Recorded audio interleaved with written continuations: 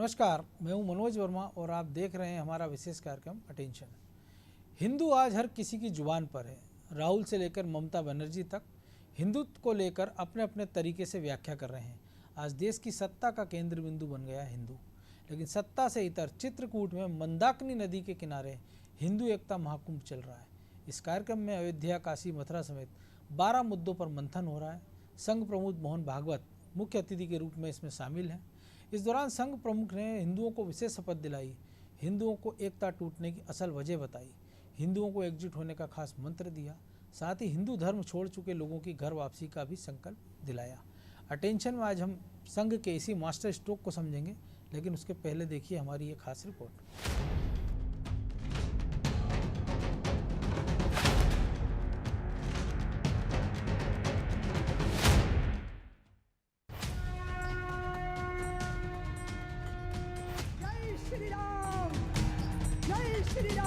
मैं हिंदू संस्कृति का धर्म योद्धा।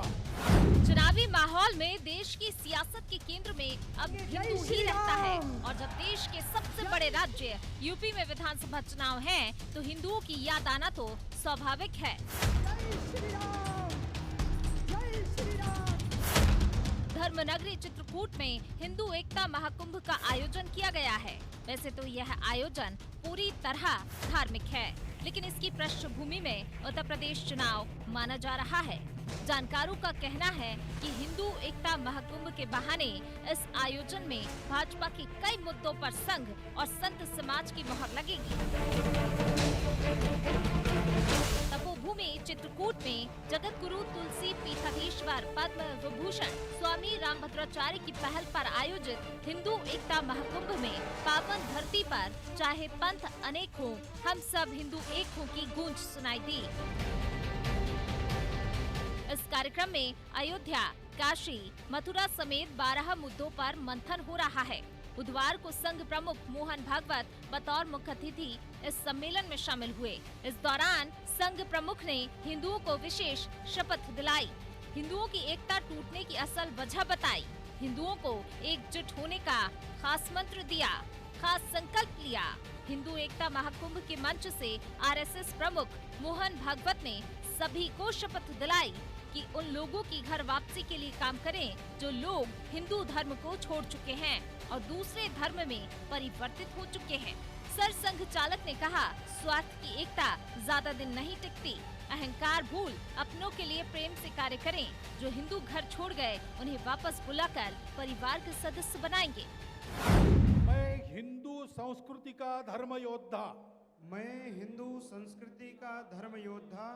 मर्यादा पुरुषोत्तम प्रभु श्री राम जी की मर्यादा पुरुषोत्तम प्रभु श्री राम की संकल्प स्थली पर सर्वशक्तिमान परमेश्वर को साक्षी मानकर संकल्प लेता हूँ। महिलाएं कहे संकल्प लेती है, संकल्प लेता हूँ कि मैं अपने पवित्र हिंदू धर्म हिंदू संस्कृति एवं हिंदू समाज के संरक्षण संवर्धन एवं सुरक्षा के लिए आजीवन कार्य करूंगा। मैं प्रतिज्ञा करता हूँ कि किसी भी हिंदू भाई को हिंदू धर्म से विमुख नहीं होने दूंगा तथा जो भाई धर्म छोड़कर चले गए हैं उनकी भी घर वापसी के लिए कार्य करूंगा एवं उन्हें परिवार का हिस्सा बनाऊंगा। मैं प्रतिज्ञा करता हूँ कि हिंदू बहनों की अस्मिता सम्मान और शील की रक्षा के लिए मैं सर्वस्व अर्पण करूंगा। मैं मैं जाति जाति वर्ग वर्ग भाषा भाषा पंथ के भेदभावों से पंथ के भेदभावों से ऊपर उठकर अपने हिंदू समाज को समरस सशक्त और अभेद्य बनाने के लिए पूरी शक्ति से कार्य करूंगा। भारत माता की जय। भारत माता की संघ प्रमुख मोहन भागवत के हिंदू धर्म छोड़ने वालों की घर वापसी कराने वाले इस बयान से बीजेपी सहमत है, लेकिन कांग्रेस ने एक बार फिर संघ को निशाने पर लिया है। श्रद्धेय ने जो कहा है हम भी उससे सहमत हैं, और जो बिछड़ जाते हैं, जो भाई भटके बिछड़े हाथ पकड़ने साथ चले, वसुधैव कुटुंबकम के सिद्धांत को हम सब मिलकर प्रतिपादित करें, यही उनका भाव है। इस तरह के एजेंडे सेट करके देश को गुमराह करने का, देश को बांटने का, इस तरह का जो हथकंडा आरएसएस द्वारा चलाया जा रहा है, निश्चित रूप से आने वाली पीढ़ी आपको माकूल जवाब देगी। ये देश सभी का है, और धर्म, किसी भी धर्म को, किसी भी जाति को टारगेट करके संघ या कोई भी संगठन कार्य करता है तो निश्चित रूप से वो संविधान के लिए उचित नहीं है।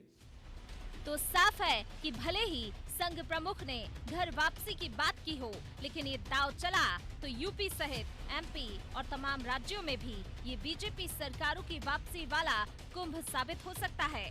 ऐसे समय में जब कांग्रेस ने हिंदू और हिंदुत्व को लेकर नई परिभाषाओं को गढ़ने में फोकस किया है, उसके जवाब में हिंदू एकता का ये मंत्र निश्चित ही असरकारी साबित होने वाला है। ब्यूरो रिपोर्ट, अनादि टीवी।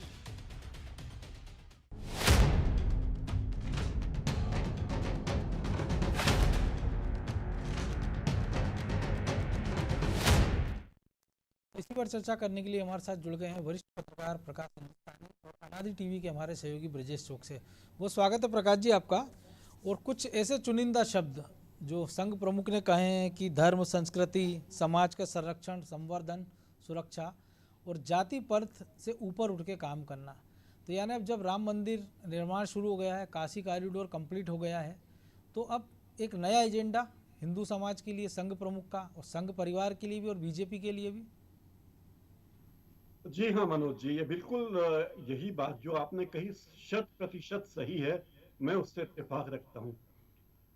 हिंदू समाज को संगठित करने, उसके संवर्धन करने में, उसकी रक्षा करने में तो किसी को आपत्ति होगी नहीं। बिल्कुल। यहाँ तक कि अब कांग्रेस के नेता भी जगह जगह हिंदुत्व की बातें करने लगे हैं, मंदिरों में जा रहे हैं, तरह तरह की बातें कर रहे हैं। यानी फोकस, आने वाले चुनाव का फोकस जो कभी दूसरे मुद्दे थे, अब हिंदुत्व पर आ गया है, और उस मोड़ पर राजनीति आ गई है जब हिंदुओं की उपेक्षा करके कोई भी दल राजनीति करने की स्थिति में नहीं है। बिल्कुल। आरएसएस का ये कहना है कि अगर आप जाति के आधार पर समाज को जोड़ते हो तो हम धर्म के आधार पर समाज को जोड़ने का काम कर रहे हैं। इसमें कोई भी गैर कानूनी बात नहीं है। और जो बातें पिछले दिनों राहुल गांधी, प्रियंका गांधी कह रहे हैं, ऐसा लगता है कि वो भी इस हिंदुत्व के खेमे में आते जा रहे हैं, मंदिरों में जा रहे हैं, बातें कर रहे हैं। देखिए, जयपुर की रैली में जो महंगाई के खिलाफ रैली थी, उसमें राहुल गांधी ने महंगाई के खिलाफ कोई बात नहीं कही और हिंदुत्व पर आ गए। इसका मतलब ये बात समझ रहे हैं कि चुनाव में सारा का सारा ध्यान अब हिंदुत्व पर है, और आरएसएस ने उसकी अगुवाई कर दी है, एक इशारा कर दिया है। दूसरी बात है कि काशी में होने के बाद अब अयोध्या में लोकार्पण का कार्य 2023 में होना है, उसके पहले चुनाव हो जाएंगे। ये तो 1 महीने का आयोजन है काशी वाला, लेकिन बनारस अयोध्या का आयोजन करीब करीब 1 वर्ष तक चलने वाला है, यानी 2023 से 2024 तक चलेगा। 2024 में लोकसभा चुनाव है। तो बिल्कुल सोची समझी रणनीति है बीजेपी की, आरएसएस की, और वो उस पर अमल कर रहे हैं। कांग्रेस के पास कोई काट फिलहाल तो दिखती नहीं मनोज जी। तो लेकिन जब टेम्पल रन की जब आपने जो भी जिक्र किया, और हम देख भी रहे हैं कि तमाम सारी पार्टियां हैं, तो फिर आपको नहीं लग रहा कि जैसे ट्रैप में आ गए हैं वो बीजेपी के? क्योंकि बीजेपी के तो मुफीद पीछे वो, और कभी जब वो पीछे हटने की कोशिश करते हैं तो कभी चिदम्बरम उनको वहाँ ले जाते हैं, कभी सलमान खुर्शीद खड़ा कर देते हैं, और दिग्विजय सिंह तो है ही सही। जी, ये एक कांग्रेस के नेताओं के साथ दुर्भाग्यपूर्ण बात है कि वो बीजेपी और आरएसएस की जो रणनीति है, कूटनीति, उसके तहत आ गए हैं और अब उनके पास बचने के लिए रास्ता नहीं है। क्योंकि सीधी सीधी बात है, चौराहों पर ये बातें हो रही कि जब वहाँ राष्ट्रपति भवन में, प्रधानमंत्री भवन में, अलग अलग मंत्रालयों में मंत्रियों के घर पर इफ्तार पार्टी होती थी, तब ऐसी कोई बात नहीं थी। और अब इफ्तार पार्टी की जगह हिंदुत्व को एक करने की बात है। तो ये पूरा खेल दूसरी पार्टी, अखिलेश यादव की पार्टी, समाजवादी पार्टी और बहुजन समाज पार्टी इस मौके पर थी कि जातिगत गठजोड़ करके सरकार बनाई यूपी में, लेकिन बीजेपी ने यहाँ धर्म के आधार पर ध्रुवीकरण कर लिया। और जो रिपोर्ट्स मिल रही है उसमें लगता है मनोज जी की ध्रुवीकरण की स्थिति काफी हद तक हो चुकी है। मनोज जी। ब्रजेश जी, स्थितियां तो बन रही है, हम देख भी रहे हैं, और जो प्रकाश जी ने भी कहा, तो निश्चित तौर पर इसका प्रभाव तो हमको देखने को मिलेगा। उत्तर प्रदेश में भी हम देख रहे हैं छोटे दलों के गठबंधन के साथ जातिगत समीकरण साध रहे हैं सारे दल, और मध्य प्रदेश में भी हमने देखा कि बीजेपी ने जो नुकसान उठाया था, कि चाहे वो आदिवासी नाराजगी हो या ओबीसी का मुद्दा हो या दलितों का मुद्दा हो, संघ पहले से कहता रहा था कि एक मंदिर, एक कुआं, एक शमशान, एक गाँव। तो शायद उसी अवधारणा की ओर वापस जाना, क्योंकि संघ और बीजेपी को पता है कि अगर वो जाति धर्म में बटेंगे तो वो भी कमज़ोर होंगे, पार्टी भी कमज़ोर होगी। लेकिन हिंदुत्व का एक ऐसा छाता है जिसके नीचे सारी जातियां हिंदुओं की, सारे पंथ, वो सारे इकट्ठे आएंगे, तो बाकी पार्टियों को भी वो जवाब दे पाएंगे, पार्टी भी मजबूत होगी, और उनका जो राज करने का सपना है वो भी उनका परवान चढ़ पाएगा। निश्चित तौर पर हिंदुत्व वो छाता है मनोज जी, जिसके आगे सारी जातियां एक हो गई थी। हमने उत्तर प्रदेश में देखा, हमने बिहार में देखा। उत्तर प्रदेश में जहाँ जातिगत आधारों पर सरकारें बनती बिगड़ती रही हैं, खासकर सबसे ज़्यादा हमने वहाँ पे प्रभाव देखा कैसे जातियों में बटे हुए थे, जाति के आधार पर वोट देते थे। बिल्कुल। तो ये जो छाता है, एक जो हमने कहा हिंदुओं का एक छाता है, उसके अंदर सब आ गए। आप उसको ऐसे भी समझ सकते हो कि गणेश उत्सव क्यों मनाते हैं और महापुरुषों ने हमारे गणेश उत्सव की नींव क्यों रखी थी। तब ब्राह्मण और अन्य जातियों में जो भेदभाव था, छुआछूत था, तो इस उत्सव के जरिए वो सबको एक मंच पर लाना चाहते थे, इसे एक साथ सब मनाएं। तो इसी तरह से आरएसएस ने वो अवधारणा की कि क्यों ना हिंदुओं को सबको एक किया जाए। जिस तरह आपने भी कहा, एक पंथ, मतलब एक मंदिर हो। तो अब जो छुआछूत से हट के अब ये कैसे बरकरार रहें, राजनीतिक रूप से यदि ये बरकरार रहेंगे, एक ही छाते के नीचे रहेंगे, हिंदू एक ही रहेंगे, तो निश्चित तौर पर उसका फायदा किसको होगा? उसका फायदा भाजपा को होगा। यदि ये फिर जातियों में और बढ़ जाते हैं, समाज में बढ़ जाते हैं, वर्गों में बढ़ जाते हैं, तो इसका फायदा दूसरे राजनीतिक दल उठाते हैं। तो संघ की निश्चित तौर पर आगे की जो रणनीति होगी, राम मंदिर के माध्यम से किस तरह से वो एक छाते के नीचे लेकर आए। मंडल से आपने देखा कमंडल की राजनीति किस तरह से मंडलों में बटी हुई थी, कमंडल के माध्यम से एक छाते के नीचे आई। तो अब एक छाते के नीचे बनाए रखना है इसको, सबसे बड़ी ये क्योंकि जैसे काशी कॉरिडोर सरकार ने बनवा दिया, वैसे वो राम मंदिर भी बनवा सकते थे, लेकिन लोगों से चंदा लिए, शायद इसीलिए कि सब जाति धर्म का सबका जुड़ाव उससे हो जाए कि हमारा भी योगदान है। तो आप देखिए, विकास एक तरफ आप कभी भी एक ही एजेंडे पर काम नहीं कर सकते हो। यदि आप एक एजेंडे पे करो कि हिंदुत्व लेकर चलोगे, तो देखो बाकी के राजनीतिक दलों को भी पहली बार लगा है ऐसा कि बिना हिंदुत्व के, जिस तरह से प्रकाश जी ने भी कहा कि बिना हिंदुओं को साथ लेके, बहुसंख्यकों को साथ लेकर हम सत्ता में नहीं आ सकते, तो टेम्पल रन शुरू हो गया। चाहे वो प्रियंका वाड्रा हो, चाहे राहुल गांधी हो, चाहे तमाम नेता हो, चाहे सपा के नेता हो। हमने पश्चिम बंगाल की मुख्यमंत्री को देखा कि किस तरह से उन्होंने अपनी जाति और गोत्र का बखान किया। तो आप देखिए कहाँ तक पहुँच गए। नहीं तो यह सब जो राजनीतिक दल थे अल्पसंख्यकों को साधने की कोशिश करते थे। हम उत्तर प्रदेश में देखते थे कि फार्मूले चलते थे कि M/N फैक्टर है, तो मुस्लिम और यादव एक हो गए तो उनकी सत्ता आ जाएगी। बहुजन समाज पार्टी को हमने देखा कि किस तरह से वो सत्ता में आ जाती है, दलित वर्गों को साथ कर सत्ता में आ जाती है। और ये इसलिए भी दिलचस्प है कि एक नारा बड़ा उत्तर प्रदेश में उस दौरान चला था कि मिले मुलायम काशीराम, हवा में उड़ गए जय श्री राम जी। और अब सारे के सारे जय श्री राम कर रहे हैं। तो ये 360 डिग्री का टर्न है राजनीति का, जिसने राजनीतिज्ञों को टेम्पल रन के लिए मजबूर कर दिया। धर्म एक ऐसा वो है, शस्त्र है आपको, या कह सकते हो आप, ऐसा छाता है, ऐसा आसमान है कि एक साथ उसके नीचे आप आ सकते हो। बाकी चीज़ों के माध्यम से आप एक साथ नहीं आ सकते हो। फिर आप जातियों में बढ़ जाओगे, वर्गों में बढ़ जाओगे। आप यदि हम पंचायत चुनाव की बात करें तो आप देखिए कि वह पंचायत चुनाव आपको जातिगत आधार पर भी होते हुए देखेंगे। लेकिन जब धर्म की बात आती है, तब सरकार की बात आती है, तो लोग एक छाते के नीचे आ जाते हैं। इस छाते के नीचे लाने में सबसे महत्वपूर्ण भूमिका संघ की रही है। तो संघ चाहता है कि आगे क्या रहे, ये एकता बरकरार रखे, तो उसके लिए नई नई रणनीति बनाई जा रही है। और उसमें ही ये है कि ताकि अब देखिए आप धर्म परिवर्तन, पहले आपने हिंदू धर्म से मुस्लिम में बदलते हुए, ईसाई बनते हुए आपने आम बात होगी, सुना होगा, लेकिन आपने मुस्लिम से हिंदू बने कोई, ये बिरले ही मामले आते थे। और वो भी लेकिन जब एक प्रमुख मुस्लिम उस पे पद पर वसीम रिजवी का जो आप शायद जिक्र कर रहे हैं, आप देखिए किस तरह से लौट के आने लगे। आपको जी प्रकाश जी, एक और एक इसमें एक संकेत छुपा है इसमें कि जो धर्म की बात ब्रजेश जी ने कही है कि घर वापसी कराना है। तो हमने देखा था कि बस्तर या झारखंड में एक बड़ा अभियान चला, उत्तर प्रदेश के जो सीमावर्ती इलाकों में चला, और अब भी धर्म परिवर्तन। तो सर्वाधिक जो हम देख रहे हैं कि मिशनरियों पर इसका आरोप लगा है। उत्तर प्रदेश में अपवाद है, जब मुस्लिम बनाने हुए कुछ लोग पकड़े गए। तो इसका असर आप देख रहे हैं कि क्या बीजेपी की अगली रणनीति अब उड़ीसा, जहां वो कमज़ोर है थोड़ा सा, वहाँ पे है, दक्षिण के भारत के राज्य केरल या झारखंड, पकड़ोस का जो झारखंड के साथ छत्तीसगढ़, इन पर फोकस की, क्योंकि धर्म वापसी की जो शुरुआत है कि ईसाई मिशनरियों पर सीधे सीधे निशाने पर धर्म परिवर्तन, मनोज जी, ऐसा है कि धर्म परिवर्तन एक बहाना है। फिलहाल उस गति से धर्म परिवर्तन, घर वापसी तो संभव नहीं दिखती जिस गति से पहले हो चुके हैं। लेकिन ये एक मुद्दा है जहां जो जैसा कहा हमारे अभी साथी ने कि एक छाता है, इस छाते के नीचे सबको इकट्ठा करने के लिए अवसर है, और ये छाता खोला गया कि आप इस छाते के नीचे आ जाइए। जैसे भगवान श्री कृष्ण ने पर्वत को उठाया था, उसी तरह छाता है, संघ उठा, संघ के लिए छाता वही है, गोवर्धन पर्वत है। देखिए, जो धर्म परिवर्तन में घर वापसी बहुत सीमित है, बहुत ही सीमित है, और वोटरों में अगर देखें तो वो 0.1% भी वोटर नहीं होंगे। लेकिन उनका परसेप्शन इतना बड़ा बनता है ना, क्योंकि हम देख रहे हैं लव जिहाद, क्योंकि वो भी गिनती के मामले हैं। लेकिन हमने देखा कि उत्तर प्रदेश में कानून बन गया, मध्य प्रदेश में कानून बन गया, पत्थरबाजों के खिलाफ हमारे यहाँ कानून बन गया, उत्तर प्रदेश में बन गया, ये भी गिनती के हैं। तो मौका ये बना है कि इस बहाने सब लोगों को, हिंदू मतदाताओं को एक मंच पर लाना, ये संघ का उद्देश्य।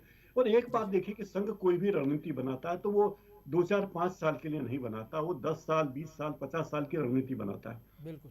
तो ये पुरानी रणनीति के तहत ही, जब मध्य प्रदेश, एक दौर था जब मध्य प्रदेश में बड़ी संख्या में धर्मांतरण हो रहा था। अब हाल ये कि झाबुआ जिले में आदिवासी मिशनरीज का मुख्यालय हटा लिया गया, क्योंकि कोई धर्म परिवर्तन पिछले कई वर्षों से किसी ने कोई धर्म परिवर्तन किया ही नहीं। बिल्कुल। तो ये स्थिति मिशनरीज के सामने आई है, तो ये उनके लिए बहुत चुनौतीपूर्ण काम है। तो संघ को लगता है कि धर्म परिवर्तन ऐसा मुद्दा और घर वापसी वैसा मुद्दा है जिससे वो वोटों में तब्दील कराने में मदद कर सकते हैं बीजेपी की, और इसीलिए घर वापसी की बातें बार बार की जा रही है। मनोज जी, ब्रजेश जी, घर वापसी की बात में शायद एक संकेत ये भी छुपा हो, क्योंकि जब कांग्रेस लगातार कह रही थी कि आदिवासी जो है वो हिंदू ना लिखें, तो एक संकेत उनके लिए भी, क्योंकि पूरा फोकस बीजेपी का भी आदिवासियों को रिझाने पर है, मध्य प्रदेश की आबादी भी उतनी है, और संघ के एजेंडे में केंद्र में या दिल्ली में तो काम चल ही रहा, मध्य प्रदेश को किस नज़रिए से देखा जाए?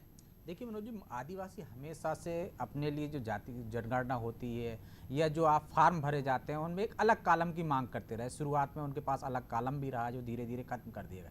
अब उनके सामने एक विकल्प क्या है कि आप यदि आदिवासी खुद को या तो हिंदू भरेगा या ईसाई भरेगा या उसमें मुस्लिम भरेगा, तो ये उनकी लंबे समय से मांग बनी रही है।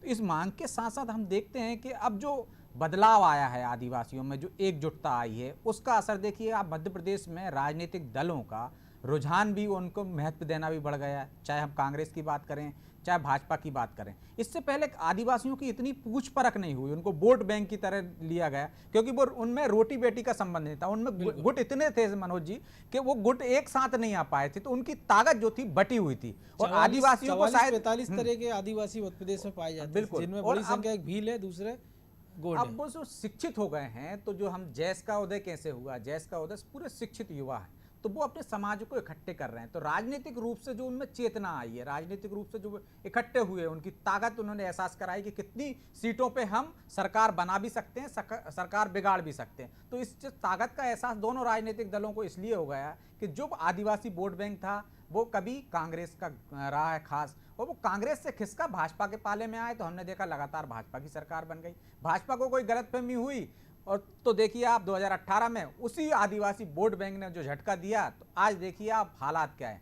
कांग्रेस हो या भाजपा, दोनों राजनीतिक दल लगे हुए हैं उनको लुभाने के लिए, एक के बाद एक घोषणा। तो आप देखिए कमलापति रानी का जो महल है उस तक में कांग्रेस को जाने के लिए 5 सदस्यीय दल बनाना पड़ा कि जाके देख के आइए उसकी हालत क्या है, हम उसका जीर्णोद्धार करेंगे, हम उसका वो करेंगे। और शायद उससे ज्यादा हालत खराब कांग्रेस की है निश्चित तौर पर। तो अब ये इस जो साधने की जो रणनीति हुई निश्चित तौर पर वो ताकत के कारण हुई है। तो इसका मध्य प्रदेश पर भी असर दिखेगा। और ये बात जो आदिवासियों की घर वापसी की जो अभियान चलाते थे, हमने छत्तीसगढ़ में भी देखा, मध्य प्रदेश में भी देखा, तो आदिवासी वर्ग जो समझ गया है वो भले ही राजनीतिक रूप से या अपने धर्म को लेकर वो हो, लेकिन अब वो राजनीतिक रूप से ज़्यादा ताकतवर हो गया है, ज़्यादा समझदार हो गया है, तो वो वही करेगा जो उसका भला करेगा। तो आप देखिए कि अब जैस का उदय हुआ है तो 150 सरपंच बनने का दावा उनने पिछली बार किया था, इस बार 500।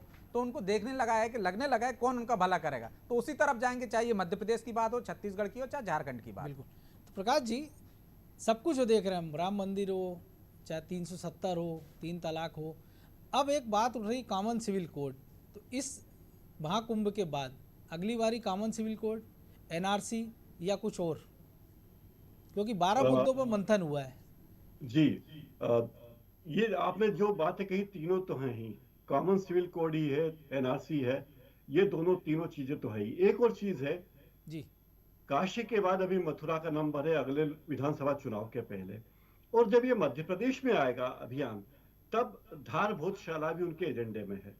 बिल्कुल। तो मध्य प्रदेश नई में चीज, बिल्कुल जी। हाँ, जब मध्य प्रदेश में चुनाव होंगे तो भोजशाला भी एक प्रमुख मुद्दे के रूप में उठने वाला है। आगामी मध्य प्रदेश के चुनाव तक ये स्थिति हो मध्य जाए। प्रदेश के लिए भोजशाला एक नई प्रयोगशाला होगी हिंदुत्व की। जी बिल्कुल होगी। और आरएसएस के लोग बहुत पहले से आदिवासी क्षेत्रों में कार्य कर रहे हैं, और उन्होंने इस बात को साबित करने के लिए कि ये वनवासी या आदिवासी जो लोग हमारे भाई हैं वो हिंदू हैं, उन्होंने हर गांव में हनुमान जी की मूर्तियां बांटी है, मंदिर बनाए हैं। हर गांव में कुछ लोगों को, 2-3 लोगों को हर गांव में गाय भेंट की और कहा कि गौ माता है। तो उनका ये प्रयोग तो पिछले कई साल से चल रहा था। इसके कारण कांग्रेस को ये बताने में मुश्किल होगी कि आदिवासी अलग अपने आप को आदिवासी कहें, क्योंकि वो अपने आप को हिंदू कहने में अब उन्हें कोई शर्म नहीं है। शायद मिशनरी भी समझ रही, क्योंकि हमने भोपाल में भी कई जगह देखा जब उनका ईसाइयों का जुलूस निकलता है तो वो बताते कि ये मरियम माता है, उनको माता का दर्जा दे दिया उन्होंने मरियम को, ताकि वो आदिवासियों को और प्रलोभित कर सकें। हाँ, एक और चीज है कि गिरजाघरों में जो प्रार्थनाएं हैं उसमें भी इस तरह के शब्द आ गए जो हिंदी में अनुवाद है उनके। उन्होंने भीली भाषा में अनुवाद किया है मरियम की पूजा के, ईसा मसीह की पूजा की जो प्रार्थनाएं हैं वो भीली भाषा में भी उन्होंने बना दी। इतने सब प्रयोगों कर चुके, लेकिन आरएसएस का जो तरीका रहा कि हम उन लोगों को गाय भेंट करें, हनुमान के मंदिर और हनुमान के ताबीज उन्होंने बड़ी संख्या में पिछले कुछ वर्षों में बांटे हैं। अब झाबुआ अलीराजपुर क्षेत्र में जहाँ 85% से अधिक आबादी आदिवासियों की है, वहाँ और जो सुरक्षित क्षेत्र है, चाहे कोई भी पार्टी का व्यक्ति जीते, आदिवासी ही वहाँ का प्रतिनिधि होगा, इसलिए ऐसी कोई बात है नहीं। लेकिन वो अपने आप को हिंदू कहें, इसकी कोशिश जारी है। और मुझे लगता है अगले विधानसभा चुनाव तक मध्य प्रदेश में भी हम धार की भोजशाला के मुद्दे को पूरे प्रदेश स्तर पर उठता हुआ देखेंगे। मनोज जी, एक छोटा सा कमेंट कि अब कांग्रेस के पास काट क्या?